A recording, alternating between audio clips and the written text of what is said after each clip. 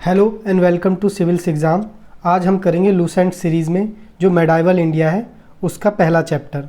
तो medieval India हम कर रहे हैं। तो मेडाइवल इंडिया है, लूसेंट सीरीज़ है ये।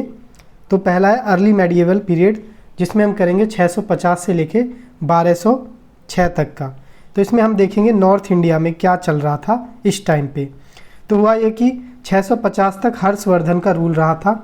इसके बाद जो नॉर्थ इंडिया में राजपूत जो है इनका शासन शुरू हो चुका था और ये डोमिनेट करने लगे थे 7वीं सेंचुरी तक। राजपूत जो थे यहाँ, तो हम देखेंगे कौन कौन से राजपूत थे और कहाँ कहाँ इन्होंने डोमिनेट किया था। तो पहले चौहान थे। ये जो चौहान थे, चौहान जो थे ये इनकी राजधानी थी दिल्ली, और इनका फाउंडर कौन था चौहान का? तो वसुदेव। तो वसुदेव जो था चौहान साम्राज्य का फाउंडर था। और ये राज कहाँ पे करते थे? तो दिल्ली अजमेर रीजन जो है यहाँ पे इनका राज था। कब? तो 7वीं सेंचुरी से लेके 1192 तक पृथ्वीराज चौहान जो थर्ड थे उन तक। फिर उसके बाद दूसरे थे प्रतिहार, जिन्हें हम गुर्जर प्रतिहार भी कहते हैं। इनकी कैपिटल क्या थी? तो इनकी कैपिटल थी कन्नौज। तो ये पूछा जा सकता है कि गुर्जर प्रतिहार के जो फाउंडर थे, गुर्जर प्रतिहार डायनेस्टी के, वो फाउंडर कौन थे? तो थे नागभट्ट वन। और इनका पीरियड कब था? कब से कब तक इन्होंने राज किया था? तो इन्होंने राज किया था 730 से 1036 तक। और मैक्सिमम जो राजा आए थे उनकी जो मेन राजधानी थी वो थी कन्नौज, पर इनकी अवंती भी राजधानी थी। फिर तीसरा हम देखेंगे परमार या परवार। ये मालवा इनकी राजधानी थी, कैपिटल मालवा, मतलब ज़्यादातर इन्होंने राज किया था, मालवा के थे। और जो परमार के फाउंडर थे परमार डायनेस्टी के, एक मिनट, जो परमार डायनेस्टी के फाउंडर थे वो कौन थे? तो सीक टू, या जिसे श्री हर्ष कहते हैं। और कहाँ इनकी कैपिटल थी? उज्जैन और धर। कब से कब तक इन्होंने राज किया था? 790 से 1150। इसके बाद चालुक्य या सोलांकी कह सकते हैं, सोलांकी डायनेस्टी, चालुक्य डायनेस्टी। तो इनके जो फाउंडर थे कौन थे? तो मलराज वन। मलराज वन जो थे चालुक्य डायनेस्टी के फाउंडर थे। और इनकी कैपिटल थी अनिहालवाद। और 942 से 1187 तक इन्होंने राज किया था। इसके बाद जो नेक्स्ट है वो है राष्ट्रकूट। राष्ट्रकूट कहाँ के? मलखांड के राष्ट्रकूट। और इनके जो फाउंडर थे राष्ट्रकूट के वो कौन थे? तो दंती दुर्ग, जिनको दंती वर्मन टू भी कहा जाता है, ये फाउंडर थे राष्ट्रकूट के। कब से कब तक राज किया था? 752 से 973 तक, राजधानी मलखंड। फिर चंदेला। चंदेला जो थे इनके फाउंडर कौन थे? तो नानुक चंदेला। नानुक चंदेला जो थे चंदेला के फाउंडर थे। और इनकी राजधानी कहाँ कहाँ थी? तो खुजराहो थी, महोबा और कलिंजर। कब से कब तक राज किया था? 831 से 1202। फिर उसके बाद कालाचूरी। कालाचूरी या छेदी भी कह सकते हैं, कालाचूरी या हयाया के छेदी के डायनेस्टी मेन फेमस ये कालाचूरी के नाम से। तो कालाचूरी डायनेस्टी जो ये, इसके फाउंडर कौन थे? तो कोकाला वन। और कहाँ राजधानी थी इनकी? तो त्रिपुरी। कब से कब तक राज किया था? 850 से 1211 तक। फिर हम नेक्स्ट देख लेते हैं। तो नेक्स्ट है राठौर या गहड़वाल या गढ़वाल राठौर। कहाँ के राठौर? ये कन्नौज के थे, तो राठौर के नाम से फेमस है। तो इनके फाउंडर कौन थे? चंद्रदेव। चंद्रदेव जो थे ये फाउंडर थे राठौर के। और इनकी जो राजधानी थी वो थी कन्नौज। और इन्होंने राज किया था 1090 से लेके 1194 तक। फिर है तोमर। तोमर बहुत फेमस थे। तोमर ये कहाँ पे राज करते थे? ये दिल्ली और हरियाणा। तो तोमर डायनेस्टी, इनकी राजधानी थी दिल्ली का। और इनका कोई फाउंडर है नहीं, मतलब सही से पता नहीं है। वैसे कहा जाता है तोमर एक राजा थे, वहीं इसके फाउंडर थे तोमर डायनेस्टी के, तोमर सिंह करके नाम था उनका। फिर उसके बाद सिसोदिया डायनेस्टी, ये मेवाड़ की थी। और इनके जो फाउंडर थे वो कौन थे? बप्पा रावल, जिसे हमीर वन भी कहते हैं। बप्पा रावल और हमीर वन। चित्तौड़ इनकी राजधानी थी। इसके बाद जो नेक्स्ट है वो है ट्राइपार्टाइट स्ट्रगल। ट्राइपार्टाइट स्ट्रगल ये बहुत फेमस है। ये तीन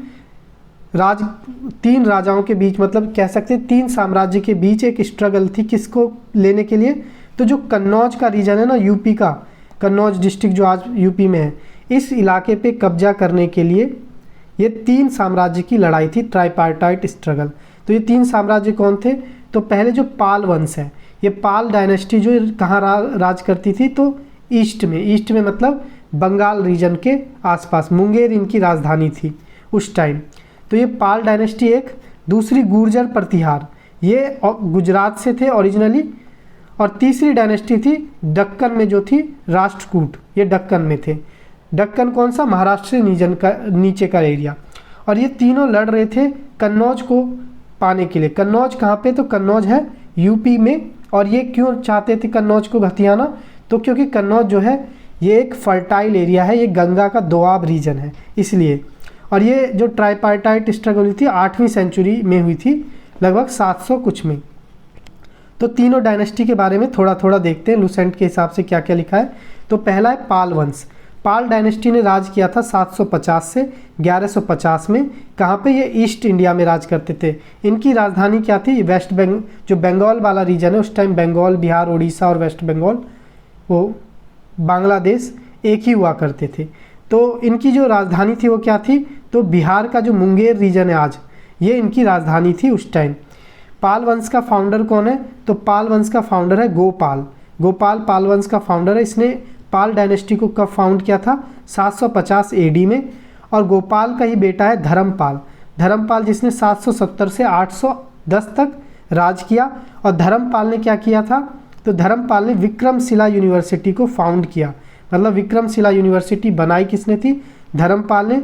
प्लस नालंदा यूनिवर्सिटी जो पहले से बनी हुई थी बिहार में, उसको रिवाइव किसने किया, धर्मपाल ने। फिर उसके बाद देखें, पाल डायनेस्टी के बाद जो बंगाल की तरफ जो दूसरी डायनेस्टी आई थी वो थी सेना डायनेस्टी। ये पाल डायनेस्टी के बाद आई थी। और सेना डायनेस्टी का सबसे ग्रेट रूलर जिसे जाना जाता है वो कौन था, लक्ष्मण सेन। और लक्ष्मण सेन का कोर्ट पोइट कौन था, जयदेव, जिसने गीत गोविंद नाम की किताब लिखी है। पाल डायनेस्टी के बाद हम देखेंगे प्रतिहार डायनेस्टी। प्रतिहार डायनेस्टी जो है इसने कब से कब तक रूल किया, तो प्रतिहार यही गुर्जर प्रतिहार, ये गुजरात वाले रीजन पे राज करते थे। ओरिजिन इनका गुजरात था। इन्होंने 730 से 1036 तक राज किया। कहाँ पे, गुजरात इनका ओरिजिन था। और ये गुजरात राजस्थान इलाके वाले रीजन में ये राज करते थे। ओरिजिनेट हुए थे गुजरात से। इनको गुर्जर प्रतिहार भी कहते हैं। और भोज या मिहिर जो है, मिहिर भोज, इनका ग्रेटेस्ट रूलर था जिसने 836 से 882 तक राज किया था। तो प्रतिहार, गुर्जर प्रतिहार का जो फाउंडर था वो कौन था, किसने फाउंड किया था इस डायनेस्टी को, नागभट्ट वन, जो कि हमने ऊपर देखा था यहाँ पे, नागभट्ट वन। ये गुर्जर प्रतिहार डायनेस्टी का फाउंडर कौन था, नागभट्ट वन। लेकिन इसके जो सबसे फेमस राजा थे वो कौन थे, राजा भोज, या जिन्हें मिहिर भोज भी कहते हैं। 836 से 882 तक उन्होंने राज किया था। और ये जो मिहिर भोज थे ये भगवान विष्णु को मानते थे, इसलिए इन्होंने एक टाइटल भी अडॉप्ट किया था। ये टाइटल था आदि वाराह का। तीसरी डायनेस्टी के बारे में हम देखेंगे। तीसरी डायनेस्टी थी राष्ट्रकूट डायनेस्टी। राष्ट्रकूट डायनेस्टी जो थी 752 से 973 तक इन्होंने राज किया था। और राष्ट्रकूट डायनेस्टी का फाउंडर कौन था, दंती दुर्ग, जिसने 752 में इस डायनेस्टी को फाउंड किया और 756 तक राज किया। इसने अपनी कैपिटल बनाई थी मलखंड, जिसे मलखेड़ भी कहते हैं। ये आज कर्नाटक के गुलबर्ग डिस्ट्रिक्ट में है। राष्ट्रकूट डायनेस्टी में जो ग्रेटेस्ट राष्ट्रकूट डायनेस्टी का रूलर हुआ वो कौन हुआ, गोविंद III, जिसने रूल किया था 793 से 814 एडी तक। फिर उसके बाद आया अमोघ वर्ष, जिसने रूल किया 814 से 878 तक। अमोघ वर्ष ने रूल किया था 64 ईयर तक, लेकिन इसने रिलीजियस और लिटरेचर पे ज़्यादा ध्यान दिया था। और ये कवि भी था खुद। यहाँ देखते हैं, तो जो अमोघ वर्ष था उसने एक बुक लिखी थी कवि राजमार्ग, जो कि अर्लीस्ट कन्नड़ में बुक है। तो कवि राजमार्ग किसने लिखी थी, तो अमोघ वर्ष ने लिखी थी। इसके बाद अगर हम आगे देखें तो जो इसी डायनेस्टी का, राष्ट्रकूट डायनेस्टी का कृष्णा वन करके एक राजा था, उसने कैलाश टेम्पल बनवाया था एलोरा में। तो एलोरा में कैलाश टेम्पल किसने बनवाया था, कृष्णा वन ने, जो कि राष्ट्रकूट राजा था। फिर हम देख लेते हैं इस टाइम में जो मेडाइवल इंडिया में अदर कौन राजा हुआ करते थे। तो एक थे पृथ्वीराज चौहान, जो हमने देखा था चौहान वंश। चौहान वंश जो हमने ऊपर देखा यहाँ पे, एक मिनट, चौहान वंश जिसके फाउंडर थे वसुदेव। इन्हीं में आगे चल के दिल्ली, और ये लोग दिल्ली में राज करते थे, चौहान वंश। इन्हीं में आगे चल के एक राजा हुआ पृथ्वीराज चौहान 1178 से 1192 तक इसने राज किया था। और पृथ्वीराज चौहान जो था 1178 से 1192 तक राज किया, और इसने 2 लड़ाई लड़ी थी किसके साथ? मोहम्मद गौरी के साथ। मोहम्मद गौरी ने 2 बार पृथ्वीराज चौहान से लड़ाई लड़ी। तो पृथ्वीराज चौहान और मोहम्मद गौरी की पहली लड़ाई हुई थी फर्स्ट बैटल ऑफ तराइन में। कब? 1191 में। इस बैटल में क्या हुआ कि पृथ्वीराज चौहान, जिन्हें पृथ्वीराज चौहान द थर्ड भी कहते हैं, इन्होंने मोहम्मद गौरी को हरा दिया। जीता कौन? पृथ्वीराज चौहान। किसमें? पहली बैटल जो तराइन की थी उसमें। कब हुई थी? 1191 में। लेकिन सेकंड बैटल ऑफ तराइन ये हुई थी अगले ही साल, क्योंकि इन्होंने मोहम्मद गौरी को हरा दिया, पर मोहम्मद गौरी को फिर छोड़ दिया, माफ़ कर दिया। पर मोहम्मद गौरी ने अगले साल फिर से अपनी सेना इकट्ठा की और दोबारा आ गया 1192 में लड़ने के लिए सेकंड बैटल ऑफ तराइन। और इस टाइम जो थे पृथ्वीराज चौहान जो थे वो बिजी थे। क्यों बिजी थे? वो अपनी शादी को लेकर बिजी थे, उसकी भी स्टोरी सुनाऊंगा। तो इसी time second battle of Tarain हुई और 1192 में, और मोहम्मद गौरी इस बार जीत गया और पृथ्वीराज चौहान हार गए। और इसने क्या किया? मोहम्मद गौरी ने इसने रहम नहीं किया, इसने ऑन द स्पॉट उनको पकड़ा और उसकी गर्दन काट दी पृथ्वीराज चौहान की। अब हुआ ये था कि पृथ्वीराज चौहान का साथ किसी ने नहीं दिया उस टाइम, और पृथ्वीराज चौहान के खिलाफ ही हो गए थे जयचंद, जो गहड़वाल या राठौर डायनेस्टी के राजा थे। ऐसा क्यों था? तो हुआ ये था कि जब पहली तराइन की युद्ध हुई थी 1191 में, और मोहम्मद गौरी को जब पृथ्वीराज चौहान ने हराया और फिर उसे माफ़ करके छोड़ दिया, पर 1 साल बाद जब 1192 में जब दूसरी सेकंड बैटल तराइन की हो रही थी, उस टाइम जो पृथ्वीराज चौहान है, उन कहते हैं ये कि पृथ्वीराज चौहान जयचंद की बेटी प्रियोजिता नाम थी उसका, उससे उनको प्यार हो गया था। और उस टाइम वो बिना जयचंद की परमिशन के बिना ही वो प्रियोजिता को किडनैप करके, अपहरण करके उसको ले आए थे और 1192 में वो उससे शादी ही कर रहे थे। इसी दौरान मोहम्मद गौरी ने हमला कर दिया, सेकंड बैटल ऑफ तराइन हुआ, और क्योंकि वो इतने प्रिपेयर्ड नहीं थे पृथ्वीराज चौहान, और प्लस उनका किसी ने साथ नहीं दिया था, तो इस वजह से सेकंड बैटल ऑफ तराइन में मोहम्मद गौरी जीत गया और पृथ्वीराज चौहान को हार का सामना करना पड़ा, प्लस ऑन द स्पॉट उनको मार दिया। और जयचंद बजाय पृथ्वीराज चौहान का साथ देने के उसने मोहम्मद गौरी का साथ देना प्रीफर किया था, बट मोहम्मद गौरी ने उसको भी नहीं बख्शा। तो जयचंद को भी मोहम्मद गौरी ने लड़ाई की जयचंद से। कब? 1194 में। और बैटल ऑफ चंदावर हुई 1194 में, और जयचंद को मोहम्मद गौरी ने मार दिया, हरा दिया। फिर उसके बाद राणा कुंभा के राजा जो सिसोदिया रूलर थे मेवाड़ के, ये थे, और इन्होंने एक टावर बनवाया था चित्तौड़ में, और ये राणा संग्राम सिंह के इनके सक्सेसर हुए राणा संग्राम सिंह और राणा प्रताप आगे चल के। अगले देख लेते हैं। तो ये जो राजपूत किंगडम था, इन्होंने क्या क्या किया था ये अब देख लेते हैं, सैलिएंट फीचर इनके। तो राजपूत जो थे वो बहुत पावरफुल हुआ करते थे। इन्होंने कई बार भारत को इन्वेजन से बचाया है, बाहरी जो ताकत है, बाहरी जो इन्वेजन था उनसे इन्होंने बचाया है। कई बार फॉरेन कॉन्टेक्ट से मतलब जो कॉन्टेक्ट होते बचाया है। बट ये जो राजपूत किंगडम थे ना, ये बहुत ही कास्ट को लेके रिजिड थे। इनका 2-3 जो जिस कारण की वजह से ये राजपूत डायनेस्टी को हार का सामना करना, वो ये था, पहला कास्टिज्म, यहाँ पे कास्ट बहुत ज़्यादा चलती थी। दूसरा, आपस में ये लोग यूनिटी नहीं थी, लैक ऑफ यूनिटी एक रीज़न है। तीसरा कह सकते हैं कि इनके पास दूरदृष्टिता नहीं थी, फोरसाइटेडनेस नहीं थी। कास्ट सिस्टम तो हमने देखा, प्लस डिफेक्टिव मिलिट्री ऑर्गेनाइजेशन, ये इनका रीज़न था। मिलिट्री कास्ट सिस्टम क्यों डाउनफॉल का रीज़न बना? तो रीज़न ये बना कि अगर कोई मिलिट्री, जैसे कोई सरदार अगर लोअर कास्ट का है और वो लड़ने गया, अगर वो ऑर्डर देता है अपने सैनिकों को और उसमें से जो अपर कास्ट के होते हैं वो उसकी बात ही नहीं मानते थे बीच युद्ध में, तो ये रीज़न भी होता था। राजपूतों ने कई टेम्पल्स बनवाए, जैसे खजुराहो का टेम्पल्स एमपी में है, लिंगराज टेम्पल ये भुवनेश्वर उड़ीसा में, सन टेम्पल ये कोणार्क में है, ये इसी टाइम पे बने थे जब राजपूत डायनेस्टी राज करती थी। जगन्नाथ टेम्पल पुरी में और दिलवारा टेम्पल माउंट आबू राजस्थान में। आप देख लेते हैं साउथ इंडिया में कौन कौन से टेम्पल थे। हालांकि इसके लिए मैं तमिलनाडु की बुक आती है, उसमें साउथ इंडिया का जो भी डायनेस्टी वो बहुत अच्छे से दिया हुआ है, वो अपलोड करूँगा, बट इसमें हम शॉर्ट में देख लेते हैं लूसेंट में क्या लिखा है। तो साउथ में मेनली 3 डायनेस्टी थी जो राज करती थी। एक तो चोल थी, एक पांड्या थी और एक चेरा। इसमें देखते हैं पहली डायनेस्टी जो थी वो चोल एम्पायर। इन्होंने राज किया था 850 से 1279 एडी तक। चोल जो थे इन्होंने 3 बार राज किया था। पहला एक एंशियंट इंडिया में जो चोल ने राज किया था जिसे हम कहते हैं संगम चोलास। तो उनका राज था जब संगम बन रहा था ना एंशियंट इंडिया में, तब उन्होंने राज किया था। उसके बाद चोलों ने दोबारा राज किया था 500 कुछ एडी में, बट 700 तक वो फिर ख़त्म हो गए थे। ये तीसरी बार चोल ने राज किया 850 से 1279 एडी तक, जो कि मेडाइवल इंडिया में गिना जाता है। तो जो एंशियंट इंडिया वाला पार्ट है वो एंशियंट में देखेंगे हम। तो चोल एम्पायर 850 से 1279 तक एडी तक रहा। चोल की राजधानी क्या क्या रही? पहली तंजौर, दूसरा गंगाईकोंडा चोलापुरम।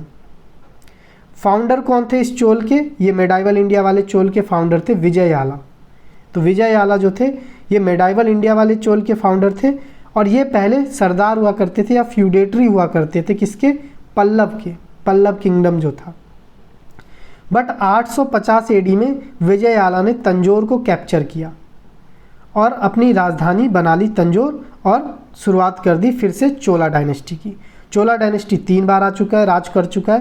पहला संगम में 3री BC से लेके 1st एडी तक, दूसरा 500 कुछ एडी में, और तीसरा 850 में। इसके बाद देखें तो ग्रेटेस्ट चोला रूलर जो थे वो कौन थे? ग्रेटेस्ट चोला रूलर की बात करें तो कौन थे? तो राजराज जो थे, तो हम देख लेते हैं। पहले फिर से एक बार शुरू करते हैं। फ्यूडेटरी थे कौन? चोला जो थे विजययाला, ये फ्यूडेटरी थे पल्लव किंगडम के। फिर इन्होंने कैप्चर किया तंजौर को 850 एडी में, और इन्होंने अपने आप को चोला एम्पायर फिर से घोषित कर दिया, रूल करना शुरू किया। चोला के जो ग्रेट रूलर थे वो कौन थे? राजराज। इन्होंने कब से कब शासन किया? 985 एडी से 1014 एडी तक। इसके बाद इनके बेटे आए राजेंद्र वन, 1014 से 1044 एडी तक इन्होंने राज किया। आप देखते हैं राजराज ने क्या किया था। राजराज जो इनका शासन रहा था 985 से 1014 तक, इन्होंने बनाया था वृद्धेश्वर टेम्पल, जिसे राजराजेश्वर टेम्पल भी कहते हैं। 1 मिनट, वृद्धेश्वर टेम्पल या राजराजेश्वर टेम्पल बनाया था जो भगवान शिव को डेडिकेटेड था तंजौर। तो हम ये देखेंगे विजययाला जो था इसकी जो किंगडम थी वो भी तंजौर थी, और राजराज जो था इसकी भी किंगडम तंजौर थी। बट इनका बेटा जो है राजेंद्र वन, जो कि इनका सबसे बेहतरीन राजा था, क्योंकि चोल डायनेस्टी राजेंद्र वन के टाइम पे अपने चरम पे पहुंच गई थी। राजेंद्र वन जो था इसने राज करना शुरू किया अपने पिता राजराज के बाद 1014 से 1044 तक, और इसने ओडिशा को जीता, बंगाल को जीता, बर्मा को जीता, अंडमान निकोबार को जीता, और इसके टाइम पे चोला डायनेस्टी अपने चरम पे पहुंची। और इसने एक टाइटल अज्यूम किया, किसने? राजेंद्र वन ने। कौन सा टाइटल? गंगाईकोंडा चोलापुरम। और इसने एक शहर भी बनवाया गंगाईकोंडा चोलापुरम, और वहाँ उसे अपनी राजधानी बना ली। पहले राजधानी तंजौर थी, बाद में गंगाई चोला कोंडापुरम बन गई। लास्ट रूलर जो चोला डायनेस्टी का वो कौन था? राजेंद्र 3। इसमें क्या था? किंग जो होता था, राजा, वो हेड होता था सेंट्रल अथॉरिटी का, और इसकी काउंसिल ऑफ मिनिस्टर होती थी जो इसे मदद करती थी। जो एडमिनिस्ट्रेशन होता था ये एक डेमोक्रेटिक तरीके से चुना जाता था। अब देखते हैं इसमें और, तो चोला एम्पायर जो था ये डिवाइड था मंडलम में। मंडलम क्या? प्रोविंस। और मंडलम जो थी फिर डिवाइड थी वाला नाडु में, और फिर वाला नाडु डिवाइडेड था नाडु में, फिर नाडु कुर्रम में। ठीक है, तो इसे हम देखते हैं एक बार। 1 मिनट,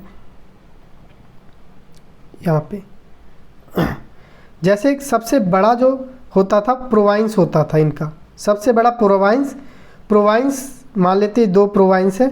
और प्रोविंस, जैसे प्रोविंस को हम क्या बोलते थे? तो प्रोविंस जो था उसे कहते थे मंडलम। ठीक, मंडलम के बाद आता था वल्ला नाडु के बाद नाडु के बाद खुर्रम। ठीक, तो प्रोविंस के अंदर होते थे छोटे छोटे वल्ला नाडु। ये जैसे एक वल्ला नाडु है, ये दूसरा वल्ला नाडु है, ये तीसरा वल्ला नाडु, ऐसे इधर एक वल्ला नाडु, दूसरा वल्ला नाडु, तीसरा वल्ला नाडु। तो ये पूरा जो होता था इसे कहते थे मंडलम, है ना, मंडलम कहते थे इसे। मंडलम जो कि एक प्रोविंस होता था, ये पूरा जो दिख रहा है इसे मंडलम। मंडलम के अंदर आता था वल्ला नाडु, और वल्ला नाडु में छोटे छोटे, वल्ला नाडु क्या होती थी, ये कमिश्नरेट होती थी, कमिश्नरी, और ये प्रोविंस होते थे। जैसे ये एक प्रोविंस में, एक मिनट, ये जो एक प्रोविंस है, ये पूरा एक प्रोविंस जो है ये मंडलम है, ये एक मंडलम है और ये दूसरा मंडलम है। तो ये दो प्रोविंस है। अब इन प्रोविंस में क्या होगा, इन प्रोविंस में ये जो है ये वल्ला नाडु है, ये पूरा जो है ये वल्ला नाडु है, ये कमिश्नरी है, 3 कमिश्नरी हो गए इसमें, ऐसे इसमें भी ये वल्ला नाडु है। अब इन वल्ला नाडु में क्या होगा, इन वल्ला नाडु में होगा, एक मिनट, इन वल्ला नाडु को फिर हम डिवाइड करेंगे, जैसे 3 में डिवाइड कर दिया। ये पूरा तो वल्ला नाडु है, वल्ला नाडु में ये छोटे छोटे जो है ये जो तीनों हैं ये नाडु है, ठीक है। जैसे हम इसको डिवाइड करें, ये तीनों जो है नाडु है। अब नाडु जो ये किससे बनता था, तो ये विलेज से बनता था, इसके अंदर फिर छोटे छोटे विलेज आएंगे, जैसे इसमें विलेज है, ये विलेज। तो हम ये कह सकते हैं, एक मिनट, कि सबसे छोटा होता था, जो सबसे छोटा होता था विलेज, तो सबसे छोटा होता था, एक मिनट, विलेज, विलेज से फिर बड़ा होता था खुर्रम, खुर्रम से बड़ा क्या होता था, नाडु, और नाडु से बड़ा होता था वल्ला नाडु, और वल्ला नाडु से बड़ा होता था मंडल, ठीक। तो विलेज के ग्रुप को कहते थे खुर्रम, और खुर्रम के ग्रुप को कहते थे नाडु, नाडु के ग्रुप को कहते थे वल्ला नाडु, वल्ला नाडु के ग्रुप को कहते थे मंडलम, ठीक। तो ये इनका सिस्टम था। अब ज़्यादा जानकारी के लिए हम देखेंगे तमिलनाडु बोर्ड की बुक, ठीक है। अरेंजमेंट देखें तो सबसे फेमस क्या था चोला डायनेस्टी का, लोकल सेल्फ गवर्नमेंट, ये सबसे फेमस था। लैंड रेवेन्यू और ट्रेड से ये लोग टैक्स लेते थे, वही इनका मेन सोर्स होता था इनकम का।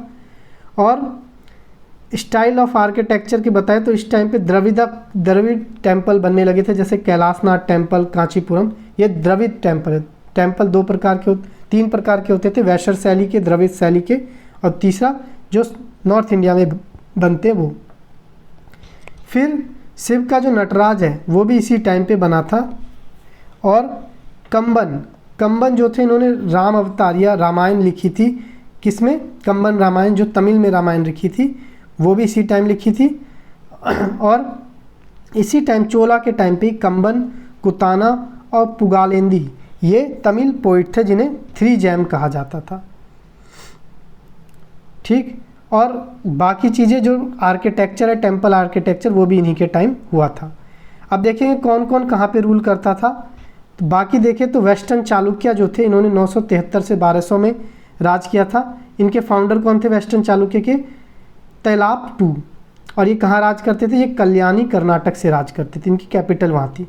काकातिया डायनेस्टी जो है 1110 से 1326 तक, इनके जो फाउंडर कौन है काकातिया के, प्रोला राजा टू। और ये कैपिटल कहाँ थी, वारंगल, आंध्र प्रदेश।